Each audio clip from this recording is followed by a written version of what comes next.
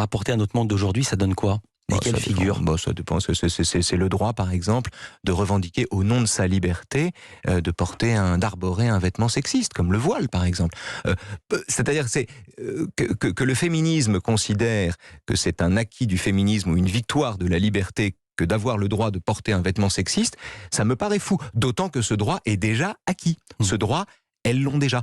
On vit une époque où le féminisme se soucie davantage de défendre le droit acquis de porter le voile en France, plutôt que de défendre les femmes qui vont en prison pour avoir osé le retirer ailleurs. Et même parfois en France d'ailleurs. Enfin, elles vont pas en prison, mais elles sont menacées.